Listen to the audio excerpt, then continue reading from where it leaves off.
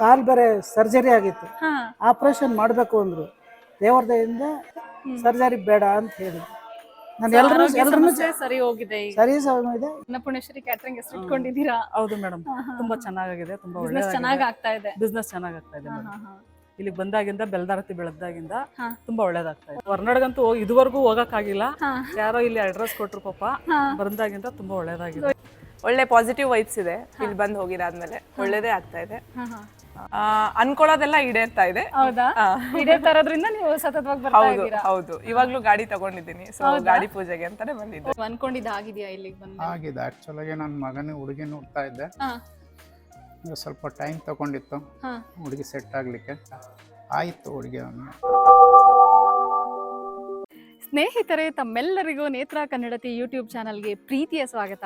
ಸ್ನೇಹಿತರೆ, ಇವತ್ತು ನಾನು ಒಂದು ವಿಶೇಷವಾದಂತಹ ಕ್ಷೇತ್ರಕ್ಕೆ ಬಂದಿದ್ದೀನಿ.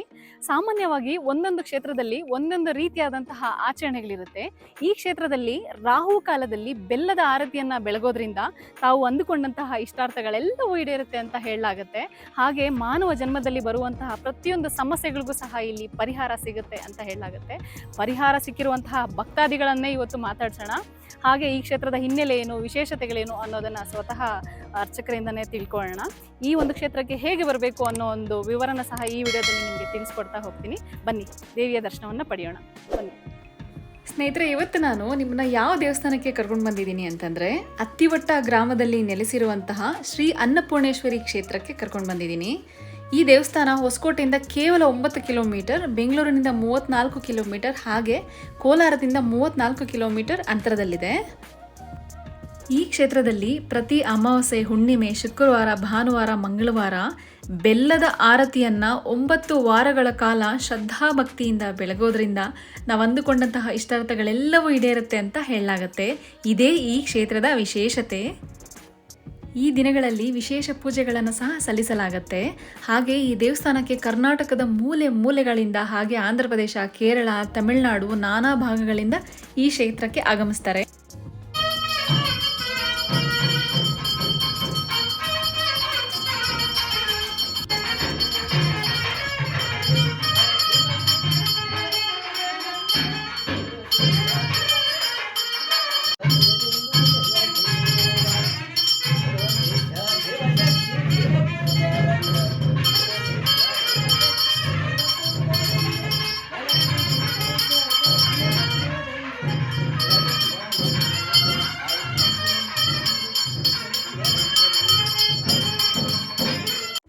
ಅನ್ನಪೂರ್ಣೇಶ್ವರಿ ದರ್ಶನವನ್ನು ಪಡೆಯೋದ್ರಿಂದ ನಮ್ಮ ಜೀವನದಲ್ಲಿ ಸಮೃದ್ಧಿ ಮತ್ತು ಯಶಸ್ಸನ್ನು ನಾವು ಕಾಣಬಹುದು. ಅನ್ನಪೂರ್ಣೇಶ್ವರಿ ನೋಡಿ, ಅನ್ನ ಅಂದರೆ ಆಹಾರ, ಪೂರ್ಣ ಅಂದರೆ ಸಂಪೂರ್ಣತೆ. ನಮ್ಮ ಜೀವನದ ಎಲ್ಲ ಆಯಾಮಗಳಲ್ಲೂ ಪೂರ್ಣತೆಯನ್ನು, ಆಯಸ್ಸನ್ನು, ಸಂತೃಪ್ತಿಯನ್ನು ಪಡಿಬೇಕು ಅಂದರೆ ನಾವು ಅನ್ನಪೂರ್ಣೇಶ್ವರಿ ದೇವಿಯ ದರ್ಶನವನ್ನು ಪಡಿಲೇಬೇಕು. ಅನ್ನಪೂರ್ಣೇಶ್ವರಿ ದರ್ಶನವನ್ನು ಪಡಿತಿರುವಂತಹ ನಿಮ್ಮೆಲ್ಲರಿಗೂ ತಾಯಿ ಒಳ್ಳೆಯದನ್ನು ಮಾಡಲಿ ಅಂತ ಕೇಳ್ಕೊತೀನಿ. ಸ್ನೇಹಿತರೆ, ಶ್ರೀ ಅತ್ತಿವಟ್ಟ ಅನ್ನಪೂರ್ಣೇಶ್ವರಿ ಕ್ಷೇತ್ರದ ವ್ಯವಸ್ಥಾಪಕರು ನಮ್ಮ ಜೊತೆ ಇದ್ದಾರೆ. ಈ ಕ್ಷೇತ್ರದ ಹಿನ್ನೆಲೆ ಏನು, ವಿಶೇಷತೆಗಳೇನು ಅನ್ನೋದನ್ನು ಸ್ವತಃ ಅವರಿಂದನೇ ತಿಳ್ಕೊಳ್ಳೋಣ. ಬನ್ನಿ. ನಮಸ್ತೆ ಸ್ವಾಮಿಗಳೇ. ಸ್ವಾಮಿಗಳೇ, ಈ ದೇವಸ್ಥಾನದ ಹಿನ್ನೆಲೆ ಏನು, ವಿಶೇಷತೆಗಳೇನು, ಯಾಕಾಗಿ ಭಕ್ತರು ಈ ಒಂದು ಕ್ಷೇತ್ರಕ್ಕೆ ಬರ್ತಾರೆ ಅನ್ನೋದನ್ನ ತಿಳಿಸ್ಕೊಡ್ತೀರಾ? ಮೇಡಮ್, ದೇವಸ್ಥಾನ ಇದು ಅತ್ತಿವಟ್ಟ ಅನ್ನಪೂರ್ಣೇಶ್ವರಿ ದೇವಸ್ಥಾನ ಅಂತ. ಇದು ದೇವ್ರದ್ದು ನಮ್ಮ ತಂದೆಯವ್ರಿಗೆ ಸಿಕ್ಕಿರೋದು. 22 ವರ್ಷ ಆಯಿತು ದೇವ್ರು ಸಿಕ್ಕಿ. ದೇವ್ರ ಮನೆಯಲ್ಲೇ 10 ವರ್ಷ ಆಯಿತು. ನಂತರ ಇದು ಪ್ರತಿಷ್ಠಾಪನೆ ಆಗಿ 12 ವರ್ಷ ಆಯಿತು. ದೇವರು ನಮ್ಮ ತಂದೆಯವರಿಗೆ ಕನಸಲ್ಲಿ ಬಂದು ಆ ದೇವ್ರು ಸಿಕ್ಕಿದ್ರಿಂದ ನಾವಿಲ್ಲಿ ದೇವಸ್ಥಾನ ಮಾಡಿರೋದು. ಈ ದೇವಸ್ಥಾನ ಇಲ್ಲ ಅಂದರೆ ನಾವು ಏನು ದೇವಸ್ಥಾನಕ್ಕೆ ನಮಗೆ ಅವಶ್ಯಕ ಇಲ್ಲ. ನಮ್ಮ ಪಾರಂಪರ್ಯವಾಗಿ ಏನೋ ಪೂರ್ವ ಪುಣ್ಯ ವಿಶೇಷ ಏನಾದರೂ ಇತ್ತೇನೋ, ಸೊ ಹಂಗಾಗಿ ದೇವಸ್ಥಾನ ನಮಗೆ ಎಮ್ಮಂಗೆ ಸೇವೆ ಮಾಡೋ ಭಾಗ್ಯ ಸಿಕ್ಕಿದೆ. ಇಲ್ಲಿ ಶುಕ್ರವಾರ ವಿಶೇಷವಾಗಿ ರಾವು ಕಾಲದಲ್ಲಿ, ಭಾನುವಾರ ರಾವು ಕಾಲದಲ್ಲಿ, ಮಂಗಳವಾರ ರಾವು ಕಾಲದಲ್ಲಿ 9 ವಾರ ಅವರು ಬೆಲ್ಲದಾರತಿ ಬೆಳಗಿದ್ರೆ ಅವರಿಗೆ ಎಂಥದೇ ಸಮಸ್ಯೆ ಇರಲಿ, ಏನೇ ಕಷ್ಟದಲ್ಲಿರಲಿ, ಆರೋಗ್ಯ ಸಮಸ್ಯೆ ಇರ್ಬೋದು, ಅವರಿಗೆ ದುಡ್ಡಿನ ಸಮಸ್ಯೆ ಇರ್ಬೋದು, ಇಲ್ಲ ಏನೋ ಕುಟುಂಬ ಸಮಸ್ಯೆಗಳಿರ್ಬೋದು, ಅವ್ರು ಏನೋ ಜಮೀನು ತೆಗಿಬೇಕು ಅಂತಿರ್ಬೋದು, ಸೈಟ್ ತೆಗಿಬೇಕು ಅಂತ ಇಂಥ ಸಾವಿರಾರು ನಿದರ್ಶನ ಎಲ್ಲ ಸಮಸ್ಯೆಗಳಿಗೂ 9 ವಾರ ಬಂದವರು ಭಕ್ತಿಯಿಂದ ಆ ಯಮ್ಮನಿಗೆ ಬೆಲ್ಲದಾರತಿ ಮಾಡಿದ್ರೆ ನಾವೊಂದು ಆರತಿ ಮಾಡಿ ಅಂತಿದ್ವಿ ಅಷ್ಟೇ.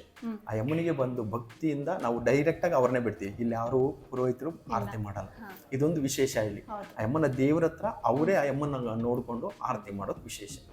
ಸೊ ಹಾಗಾಗಿ ಆ ಆರತಿ ಮಾಡೋದ್ರಿಂದ ಅವರಿಗೆ 100% ಕೆಲಸಗಳು ಸಕ್ಸಸ್ ಆಗಿದೆ. ಅವರು ತುಂಬ ಜನ ಬಂದು ಅವ್ರ ಹರಕೆಗಳು ತೀರಿಸಿದ್ದಾರೆ.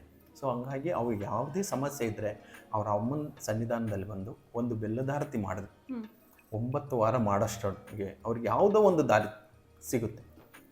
ನಾವು ದೇವರಲ್ಲ, ಸೊ ದೇವ್ರನ್ನ ಕೇಳಿ ಅಂತ ಹೇಳ್ತೀನಿ. ದೇವ್ರ ಕಡೆಯಿಂದ ದೇವ್ರ ಖಂಡಿತ ಅವರಿಗೆ ಮೋಸ ಆಗಿರೋದು ಜಾಸ್ತಿ ಇದೆ. ಮನುಷ್ಯನ ನಂಬಿ ಹಾಳಾಗಿದ್ದಾರೆ, ಹೆಣ್ಣನ್ನ ನಂಬಿ ಹಾಳಾಗಿದ್ದಾರೆ, ಎಲ್ಲ ನಂಬಿ ಅಣ್ಣ ತಮ್ಮಂದನ್ನ ನಂಬಿ ಹಾಳಾಗಿದ್ದಾರೆ. ದೇವ್ರ ನಂಬಿ ಹಾಳಾಗಿರೋರು ಖಂಡಿತ ದೇವ್ರ ಎಲ್ಲೋ ಒಂದು ಕಡೆ ಭಗವಂತ ಬಂದು ಕೈ ಹಿಡಿತಾನೆ, ಯಾವುದೋ ಒಂದು ರೂಪದಲ್ಲಿ ಬಂದು ಅವ್ರನ್ನ ಕಾಪಾಡ್ತಾರೆ. ಹಾಗೆ ಸ್ವಾಮಿಗಳೇ, ಇಲ್ಲಿ ಒಂದು ಈ ದೇವಸ್ಥಾನದ ವಿಶೇಷತೆಗಳೇನು? ಯಾವ ಯಾವ ಒಂದು ದಿನದಲ್ಲಿ ಭಕ್ತಾದಿಗಳು ಜಾಸ್ತಿ ಇರ್ತಾರೆ? ಅವತ್ತಿನ ದಿನ ಏನೇನು ವಿಶೇಷತೆಗಳಿರುತ್ತೆ? ಮೇಡಮ್, ಶುಕ್ರವಾರ ರಾಹುಕಾಲದಲ್ಲಿ ಇರ್ತಾರೆ. ಶುಕ್ರವಾರ ರಾಹುಕಾಲ, ಭಾನುವಾರ ರಾಹುಕಾಲ, ಮಂಗಳವಾರ ರಾಹುಕಾಲ, ಮತ್ತು ಅಮಾವಾಸ್ಯೆ ಹುಣ್ಣಿಮೆ ಬೆಳಗ್ಗೆಯಿಂದ ಸಾಯಂಕಾಲದವರೆಗೂ ಭಕ್ತಾದಿಗಳಿರ್ತಾರೆ.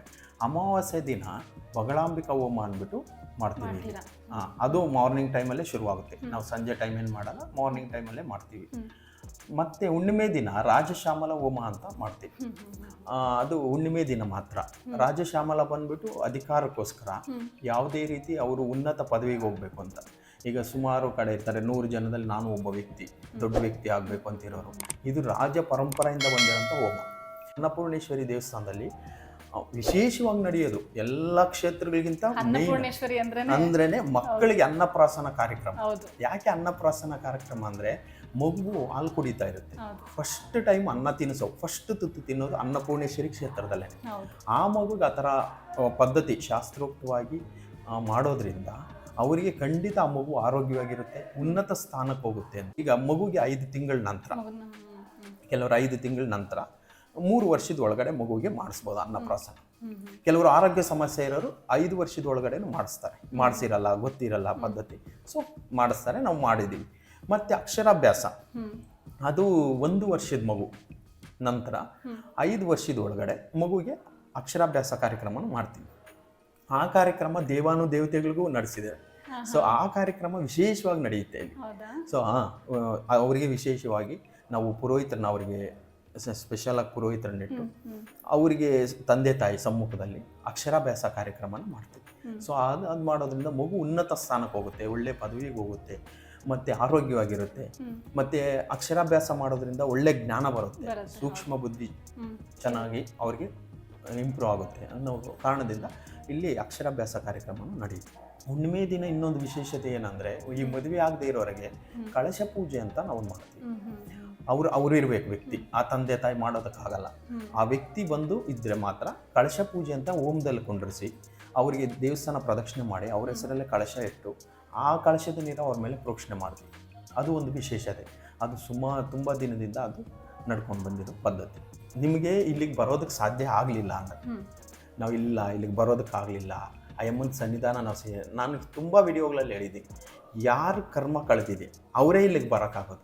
ಕರ್ಮ ಕಳೆದಿಲ್ಲ ಅಂದರೆ ಖಂಡಿತ ಈ ಸರೌಂಡಿಂಗಲ್ಲಿ ಅವ್ರ ಹೆಜ್ಜೆ ಕೂಡ ಇಡೋದಕ್ಕಾಗಲ್ಲ. ಹಾಗಾಗಿ ಅವರು ಬರೋದಕ್ಕಾಗಿಲ್ಲ ಅಂದರೆ ಆ ಯಮ್ಮನ ತಿಳ್ಕೊಂಡು ಮನೆಯಲ್ಲಿ ಕೂತ್ಕೊಂಡು ದೇವ್ರ ಮುಂದೆ ಒಂದೇ ಒಂದು ರೂಪಾಯಿ ಆ ಯಮ್ಮನಿಗೆ ಹರಕೆ ಕಟ್ಟಿ, ಆ ಯಮ್ಮನೇ ನಿಮ್ಮನ್ನು ಕರೆಸ್ಕೊಂತಾನೆ. ಆ ಯಮ್ಮನ ಹರಕೆ ಕಟ್ಟಿಬಿಟ್ಟು ಆ ಯಮ್ಮನ ಸಂಕಲ್ಪ ಮಾಡ್ಕೊಳ್ಳಿ, ಹರಕೆ ಕಟ್ಟಿಬಿಟ್ಟು ಮನೆಯಲ್ಲಿರಿ. ಆ ಯಮ್ಮ ವೈಗೆ ಯಾವುದೋ ಒಂದು ದಾರಿ ತೋರಿಸ್ತಾಳೆ, ನಿಮ್ಮನ್ನು ಕರ್ಕೊಂಡು ಬರ್ತಾನೆ. ಇಲ್ಲಿ ಸೋಪಣ್ಣಿಗೆ ಪರ್ಪಲ್ ರೋಸ್ ಅಪಾರ್ಟ್ಮೆಂಟಿಂದ ಅನ್ನಪೂರ್ಣೇಶ್ವರಿ ಕ್ಯಾಂಟೀನ್ ಅಂತ ಹೆಸರಿಟ್ಕೊಂಡಿದ್ದೀನಿ. ಅನ್ನಪೂರ್ಣೇಶ್ವರಿ ಟೆಂಪಲ್ಗೆ ಬಂದಿದ್ದೀನಿ. ತುಂಬಾ ಡಲ್ ಇತ್ತು, ಬಿಸ್ನೆಸ್ ಅಲ್ಲಿ ತುಂಬಾ ಡಲ್ ಇತ್ತು. 1 ವರ್ಷದಿಂದ ಬರ್ತಾ ಇದ್ದೀನಿ. ಇವಾಗ ತುಂಬಾ ಚೆನ್ನಾಗಿದೆ.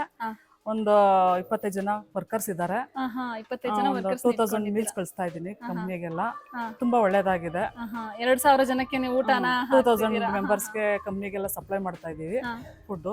ತುಂಬಾ ಚೆನ್ನಾಗಿದೆ ಮೇಡಮ್. ಈ ದೇವ್ರಿಗೆ ಬಂದು ತುಂಬಾ ಒಳ್ಳೇದಾಗಿದೆ. ಅನ್ನಪೂರ್ಣೇಶ್ವರಿ ಸನ್ನಿಧಿಗೆ ಒಂದು ಅನ್ನಪೂರ್ಣೇಶ್ವರಿ ಕ್ಯಾಟರಿಂಗ್ ಹೆಸರು ಇಟ್ಕೊಂಡಿದ್ದೀರಾ? ಹೌದು ಮೇಡಮ್, ತುಂಬಾ ಚೆನ್ನಾಗಿದೆ, ತುಂಬಾ ಚೆನ್ನಾಗಿ ಆಗ್ತಾ ಇದೆ. ಬಿಸ್ನೆಸ್ ಚೆನ್ನಾಗಿ ಆಗ್ತಾ ಇದೆ.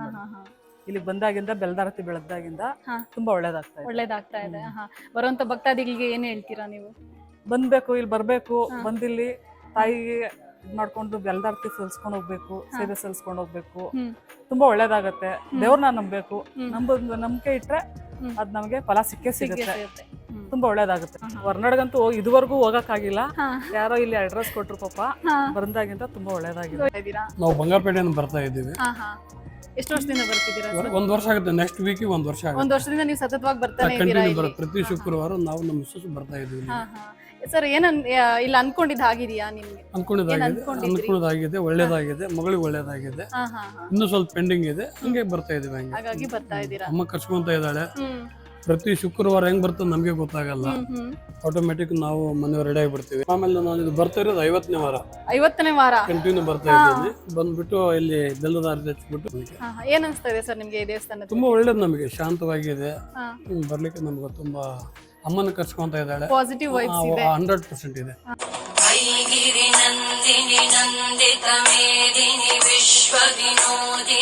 ರಾವಲಹಳ್ಳಿಯಿಂದ ಬರ್ತಾ ಇರೋದು. ಹೌದಾ? ಎಷ್ಟು ವರ್ಷದಿಂದ ಬರ್ತಾ ಇದ್ದೀರಾ? 2-3 months ಇಂದ ಬರ್ತಾ ಇರೋದು. ಏನ್ ಅನ್ಸ್ತಾ ಇದೆ ನಿಮ್ಗೆ? ಥರ್ಡ್ ಟೈಮ್ ಇದು ನಾನು ಬರ್ತಾ ಇದ್ದಿದ್ದು. ಒಳ್ಳೆ ಪಾಸಿಟಿವ್ ವೈಬ್ಸ್ ಇದೆ ಇಲ್ಲಿ ಬಂದು ಹೋಗಿರಾದ್ಮೇಲೆ. ಒಳ್ಳೇದೇ ಆಗ್ತಾ ಇದೆ. ನೀವ್ ಅನ್ಕೊಂಡಿದ್ದೆಲ್ಲ ಈಡೇರಿದ್ಯಾ? ಅನ್ಕೊಳ್ಳೋದೆಲ್ಲ ಈಡೇರ್ತಾ ಇದೆ. ಹೌದಾ? ಈಡೇರ್ತಾ ಇರೋದ್ರಿಂದ ನೀವು ಸತತವಾಗಿ ಬರ್ತಾ ಇದ್ದೀರಾ? ಹೌದು. ಇವಾಗ್ಲೂ ಗಾಡಿ ತಗೊಂಡಿದ್ದೀನಿ. ಸೊ ಗಾಡಿ ಪೂಜೆಗೆ ಅಂತಾನೆ ಬಂದಿದ್ದೆ. ಓಹೋ, ಗಾಡಿ ತಗೊಂಡಿದ್ರೆ ಗಾಡಿ ಪೂಜೆಗೋಸ್ಕರ ಬಂದಿದ್ದೀರಾ ಇಲ್ಲಿಗೆ? ದೇವಿನ ಅಷ್ಟು ನಂಬ್ತೀರಾ ನೀವು? ಹೌದೌದು, ನಂಬ್ತೀನಿ. ಇಲ್ಲಿ ಬಂದಿದ್ದಾದ್ಮೇಲೆ ಒಳ್ಳೆ ಪೀಸ್ಫುಲ್ ಮೈಂಡ್ ಇದೆ. ನಾವು ಇಲ್ಲಿ ಹೊಸಕೋಟೆ ಪ್ರೋಬರ್ಲಿಂದ ಸೂಪರ್ಣಿಕ್ ಅಪಾರ್ಟ್ಮೆಂಟ್ ಇದೆ, ಅಲ್ಲಿ ಬರ್ತಾ ಇದ್ದೀನಿ. ಯಾರೋ ಹೇಳಿದ್ರು ಹೀಗೆ ಅಂತ ಅಂದ್ಬಿಟ್ಟು ಕೇಳಿ. ಪ್ಲಸ್ ಅದಲ್ದ್ರೆ ನಾನು TV9 ಅಲ್ಲಿ ನೋಡಿದೆ ಚಾನಲಲ್ಲಿ. TV9 ಅಲ್ಲಿ ಬಂದಿತ್ತು, ನನಗೆ ಗೊತ್ತಿಲ್ಲ. ಆಮೇಲೆ ನಮ್ಮ ಪಕ್ಕದ ಫ್ರೆಂಡು ಕ್ಯಾಂಟೀನ್ ನಡೆಸ್ತಾ ಇದ್ರು, ಅವ್ರು ಬಿಸ್ನೆಸ್. ಆಮೇಲೆ ಅವ್ರ ಕಡೆಯಿಂದ ಬಂದೆ. ದೇವ್ರದಿಂದ ಬಂದಾಗಿಂದ ಪರವಾಗಿಲ್ಲ, ನೆಮ್ಮದಿ, ಪೀಸ್ ಆಫ್ ಮೈಂಡ್. ಆಮೇಲೆ ಡಯಾಬಿಟಿಕ್ಸ್ ಪೇಷಂಟ್. ಈ ಒಂದು ಶುಗರ್ ರೈಸ್ ತಿಂತಿದ್ದೆ. ಆದ್ಮೇಲೆ ಏನಿಲ್ಲ, ಕಾಲು ಬೇರೆ ಸರ್ಜರಿ ಆಗಿತ್ತು, ಆಪ್ರೇಷನ್ ಮಾಡಬೇಕು ಅಂದರು. ದೇವ್ರದಿಂದ ಸರ್ಜರಿ ಬೇಡ ಅಂತ ಹೇಳಿದ್ರು.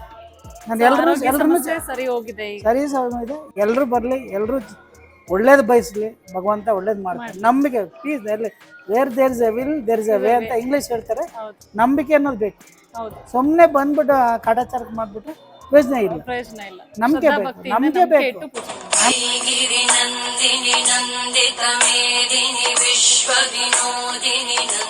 ನನ್ನ ಹೆಸರು ಬಾಲಗಂಗಾಧರ್ ಅಂತ. ಆಕ್ಚುಲಿ ನಮ್ದು ಮೂಲತಃ ಕೊಡಗು, ಮಡಿಕೇರಿ. ಅಂದ್ರೆ ಇಲ್ಲಿ ಕೋರಮಂಗಲದಲ್ಲೇ ಸೆಟ್ಲ್ ಆಗಿದೆ ತುಂಬಾ ವರ್ಷದಿಂದ. ಏನ್ ಮಾಡ್ಕೊಂಡಿದ್ದೀರಾ ಸರ್? ನಾನು BSNL ಸಬ್ ಡಿವಿಷನ್ ಇಂಜಿನಿಯರ್ ಆಗಿದ್ದೀನಿ. ಓಕೆ, ಸೆಂಟ್ರಲ್ ಗವರ್ಮೆಂಟ್ ಅಲ್ಲಿ ಕೆಲಸ ಮಾಡ್ತಿದ್ದೀರಾ ಸರ್? ಎಷ್ಟು ವರ್ಷದಿಂದ ಬರ್ತಾ ಇದ್ದೀರಾ? ಈಗ ಜಸ್ಟ್ ಆಲ್ಮೋಸ್ಟ್ 1 year ಆಯ್ತಾ ಬರಕ್ಕೆ ಶುರು ಮಾಡಿ. ನಾನು ಇದರಲ್ಲೇ ನೋಡಿದೆ, ಯೂಟ್ಯೂಬ್ ಇಂದ ನೋಡಿ ಗೊತ್ತಾಗಿದೆ. ನೋಡಿ ಗೊತ್ತಾಯ್ತು. ಆಮೇಲೆ ಸರಿ ಹೋಗೋಣ ಅಂತ ಮನ್ಸು ಮಾಡಿ ಫಸ್ಟ್ 2 ವಾರ ಬಂದ್ಮೇಲೆ ಇಲ್ಲಿ ಯಾವ ಥರ ಇದು ಮಾಡ್ತಾರೆ ಅದೇ ಥರ ಸಹ ಇವ್ರದ್ದೇ ಆದ ಪದ್ಧತಿ ಪ್ರಕಾರ ಆಚರಣೆ ಮಾಡಕ್ಕೆ ಶುರು ಮಾಡಿದ. ಆಗಿದೆಯಾ ಸರ್? ನೀವು ಅನ್ಕೊಂಡಿದ್ದ ಆಗಿದೆಯಾ ಇಲ್ಲಿಗೆ ಬಂದು? ಆಗಿದೆ. ಆ್ಯಕ್ಚುಲಾಗಿ ನನ್ನ ಮಗನ ಹುಡುಗಿ ನೋಡ್ತಾ ಇದ್ದೆ, ಸ್ವಲ್ಪ ಟೈಮ್ ತಗೊಂಡಿತ್ತು ಹುಡುಗಿ ಸೆಟ್ ಆಗಲಿಕ್ಕೆ. ಹಾಗೆ ಸರಿ ಇಲ್ಲಿಗೂ ಬಂದು ಒಂದು ಕಡೆ ಹೋಗೋಣ ಅಂತೇಳಿ ಹಾಗೆ ಬಂದು 9 ವಾರದ ಇದು ಮಾಡಿ ಆಮೇಲೆ ಆಯಿತು ಹುಡುಗಿ. ಮದುವೆ ಆಯಿತು? ಎಂಗೇಜ್ಮೆಂಟ್ ಆಯಿತು. ಎಂಗೇಜ್ಮೆಂಟ್ ಆಗಿದೆ, ಮದುವೆ ಫಿಕ್ಸ್ ಆಗಿದೆ. ನನ್ನ ಹೆಸರು ಅಮರ್ನಾಥ್ ಅಂತ. ನಾನು ಜ್ಯೋತಿಷಿನ, ನಂದು ಮೂಲತಃ ಮಾಲೂರವನು. ಈಗ ಇಲ್ಲೇ ಇದ್ದೀನಿ. ಇಲ್ಲಿ ಅತಿವಟ್ಟ ಅನ್ನಪೂರ್ಣೇಶ್ವರಿ ದೇವಸ್ಥಾನಕ್ಕೆ ಬಂದಮೇಲೆ ದಿವ್ಯವಾದ ಒಂದು ಶಕ್ತಿ, ಆ ಅಮ್ಮನಲ್ಲಿರುವ ನೇತ್ರ ಶಕ್ತಿ ಎಷ್ಟು ಜನರಿಗೆ ಅದು ವರವಾಗಿದೆ ಅಂದರೆ, ಎಲ್ಲರೂ ಬರ್ತಾರೆ ಸಾಮಾನ್ಯವಾಗಿ ಎಲ್ಲ ದೇವಸ್ಥಾನ ಥರ ನಮಸ್ಕಾರ ಮಾಡ್ಕೊಂಡು ಹೋಗ್ತಾರೆ. ಆದರೆ ಪೂರ್ಣವಾಗಿ ಅಮ್ಮನ್ನೇ ನಂಬಿಕೊಂಡು ನೀನೇ ದಿಕ್ಕು ಅಂತ ಬಂದವ್ರಿಗೆ ನೇತ್ರ ಕಾಣುತ್ತೆ, ನೇತ್ರದಿಂದ ಅವ್ರಿಗೆ ಆಶೀರ್ವಾದ ಸಿಗುತ್ತೆ. ಆಶೀರ್ವಾದ ಸಿಕ್ಕಿದವರೆಲ್ಲ ತುಂಬ ಒಳ್ಳೆಯದಾಗಿದೆ. ಅವರು ಕಂಟಿನ್ಯೂ ಆಗಿ ಬರ್ತಾ ಇದ್ದಾರೆ, ಮತ್ತು ಅವರು ಇನ್ನೂ ಹೆಚ್ಚಿಗೆ ಈ ದೇವಸ್ಥಾನಕ್ಕೆ ಸೇವೆ ಮಾಡ್ತಾ ಇದ್ದಾರೆ. ಹಾಗೆ ಅಮ್ಮನವ್ರನ್ನ ಪೂರ್ತಿ ನಂಬ್ಕೊಂಡು ಪೂರ್ಣ ಇದು ಅಂದರೆ ಒಂದು ಸತಿ ಬಂದೋಗ್ಬಿಟ್ರೆ ಕೆಲಸ ಆಯಿತು, ಆಮೇಲೆ ಇದೆಲ್ಲ ಅದು ವ್ಯವಹಾರ ಆಗುತ್ತೆ. ಒಂದು 3 ಸತಿ ದೇವಸ್ಥಾನಕ್ಕೆ ಬಂದೋಗ್ಬೇಕು. ಹೆಸರು ಮುನಿರೆಡ್ಡಿ ಅಂತ. ನಮ್ದು ನೆಗೆಟಿವ್ ಪ್ಲೇಸ್ ಬಂದು ಚಿಕ್ಕಬಳ್ಳಾಪುರ. ಇಲ್ಲಿ ಬಂದು KR ಮತ್ತು ಬೆಂಗಳೂರಲ್ಲಿ KR ಮತ್ತು ನಾರಾಯಣಪುರದಲ್ಲಿ ಇರೋದು. ನಾವು ಯೂಟ್ಯೂಬಲ್ಲಿ ನೋಡ್ಕೊಂಡು ಮೊದಲನೇ ಬಾರಿ ಬರ್ತಾ ಇದ್ದೀವಿ. ಇದೇ ಮೊದಲನೇ ಬಾರಿ ಬರ್ತಾ ಇದ್ದೀರಾ? ಯೂಟ್ಯೂಬ್ ಇಂದ ನೋಡಿ ಬಂದಿದ್ದೀರಾ? ಸರಿ, ಏನ್ ಅನ್ಕೊಂಡಿದ್ದೀರಾ? ಏನ್ ಅನ್ಸ್ತು ನಿಮ್ಗೆ ದೇವಸ್ಥಾನಕ್ಕೆ? ಮೇಡಮ್, ಇಲ್ಲಿ ಬಂದಿದ್ದಕ್ಕೆ ಒಂದು ಸ್ವಲ್ಪ ಸಮಾಧಾನ ಆಯಿತು. ಈಗ ನಾನು ಮನಸ್ಸಿನಲ್ಲಿ ಏನೋ ಅನ್ಕೊಂಡಿದ್ದೀನಿ, ಅದೇನೋ ನೆರವೇರಿದ್ರೆ ವಾರನೂ ಬರ್ತೀನಿ. ಈ ಕ್ಷೇತ್ರದಲ್ಲಿ ಹಲವಾರು ರೀತಿಯ ಸೇವೆಗಳಿವೆ. ದೇವಸ್ಥಾನದ ಎಲ್ಲ ಸೇವಾ ವಿವರಗಳನ್ನು ಹಾಕಿದ್ದೀನಿ, ನೀವು ಪಾಸ್ ಮಾಡಿ ನೋಡ್ಕೊಳ್ಳಿ. ಹಾಗೆ ಇಲ್ಲಿ 3 ರೀತಿಯ ಪೂರ್ಣಫಲಗಳನ್ನು ಕಟ್ಟಲಾಗುತ್ತೆ. ಕೆಂಪು ಪೂರ್ಣಫಲ ಇಷ್ಟಾರ್ಥ ಸಿದ್ಧಿಗೆ, ಹಳದಿ ಪೂರ್ಣಫಲ ಸರ್ವಸಿದ್ಧಿಗೆ, ಕಪ್ಪು ಪೂರ್ಣಫಲ ಸಕಲ ಕಷ್ಟ ನಿವಾರಣೆಗೆ. ಸಂಪೂರ್ಣ ವಿವರಗಳನ್ನು ನೀವು ಪಾಸ್ ಮಾಡಿ ನೋಡ್ಕೊಳ್ಳಿ. ಕಟ್ಟಿದಂತಹ ಪೂರ್ಣಫಲವನ್ನು ಅಮಾವಾಸ್ಯೆಯಲ್ಲಿ ನಡೆಯುವ ಯಾಗದಲ್ಲಿ ಪೂರ್ಣಾಹುತಿ ಮಾಡಲಾಗುತ್ತೆ. ಪ್ರತಿ ಪೂರ್ಣಫಲಕ್ಕೆ 200 ರೂಗಳನ್ನು ಚಾರ್ಜ್ ಮಾಡಲಾಗುತ್ತೆ. ಒಂದು ಪ್ರಸಾದದ ಬ್ಯಾಗನ್ನು ಜೊತೆಗೆ ಕೊಡಲಾಗುತ್ತೆ. ಈ ಕ್ಷೇತ್ರದಲ್ಲಿ ಇದು ನನಗೆ ತುಂಬಾ ಸಮಾಧಾನ ಅಂತ ಅನಿಸ್ತು. ಹಾಗೆ ಇಲ್ಲಿ ಅನ್ನಪ್ರಸಾದವೂ ಸಹ ನೀಡಲಾಗುತ್ತೆ. ಈ ಕ್ಷೇತ್ರಕ್ಕೆ ಸ್ವಂತ ವಾಹನಗಳಲ್ಲಿ ಬರುವವರಿಗೆ ಲಿಂಕನ್ನು ಡಿಸ್ಕ್ರಿಪ್ಷನಲ್ಲಿ ಹಾಕಿರ್ತೀನಿ, ಚೆಕ್ ಮಾಡ್ಕೊಳ್ಳಿ. ಬಸ್ನಲ್ಲಿ ಪ್ರಯಾಣಿಸುವವರು ಹೊಸಕೋಟೆಯಿಂದ ಕೋಲಾರ NH4 ರಸ್ತೆಯಲ್ಲಿ 7 ಕಿಲೋಮೀಟರ್ ಸಾಗಿದ್ರೆ ಅತ್ತಿವಟ್ಟ ಸಿಗುತ್ತೆ. KSRTC ಎಕ್ಸ್ಪ್ರೆಸ್ಗಳ ನಿಲುಗಡೆ ಇರುವುದಿಲ್ಲ, ಆಟೋಗಳ ವ್ಯವಸ್ಥೆ ಇರುತ್ತೆ. ನೀವು ಈ ಕ್ಷೇತ್ರಕ್ಕೆ ಬಂದು ತಲುಪಬಹುದು. ಹೆಚ್ಚಿನ ವಿವರಗಳಿಗೆ ದೇವಸ್ಥಾನದ ದೂರವಾಣಿ ಸಂಖ್ಯೆಯನ್ನು ಡಿಸ್ಕ್ರಿಪ್ಷನಲ್ಲಿ ಹಾಕಿರ್ತೀನಿ, ಚೆಕ್ ಮಾಡ್ಕೊಳ್ಳಿ. ಸ್ನೇಹಿತರೆ, ಇವತ್ತಿನ ವಿಡಿಯೋ ಇದಾಗಿತ್ತು. ಈ ವಿಡಿಯೋ ನಿಮ್ಮೆಲ್ಲರಿಗೂ ಇಷ್ಟ ಆಗಿದೆ ಅಂತ ಭಾವಿಸ್ತೀನಿ. ನನ್ನ ವಿಡಿಯೋ ಇಷ್ಟ ಆಗಿದ್ರೆ ದಯವಿಟ್ಟು ನೇತ್ರ ಕನ್ನಡತಿ ಯೂಟ್ಯೂಬ್ ಚಾನಲ್ಗೆ ಸಬ್ಸ್ಕ್ರೈಬ್ ಮಾಡೋದನ್ನು ಮರಿಬೇಡಿ. ನಿಮ್ಮೆಲ್ಲರ ಪ್ರೋತ್ಸಾಹ, ಸಹಕಾರ, ಆಶೀರ್ವಾದ ಹೀಗೆ ಇರಲಿ ಅಂತ ಕೇಳ್ಕೊಳ್ತಾ, ತಾಯಿ ಅನ್ನಪೂರ್ಣೇಶ್ವರಿ ನಿಮ್ಮೆಲ್ಲರಿಗೂ ಒಳ್ಳೇದು ಮಾಡಲಿ, ನಿಮ್ಮೆಲ್ಲರಿಗೂ ನೆಮ್ಮದಿ, ಸುಖ, ಶಾಂತಿ ಕೊಟ್ಟು ಕಾಪಾಡಲಿ ಅಂತ ಕೇಳ್ತಾ ಇವತ್ತಿನ ವಿಡಿಯೋವನ್ನು ಮುಗಿಸ್ತಾ ಇದ್ದೀನಿ. ಜೈ ಹಿಂದ್, ಜೈ ಕರ್ನಾಟಕ ಮಾತೆ, ಸರ್ವೇ ಜನ ಸುಖಿನೋ ಭವಂತು. ಧನ್ಯವಾದಗಳು.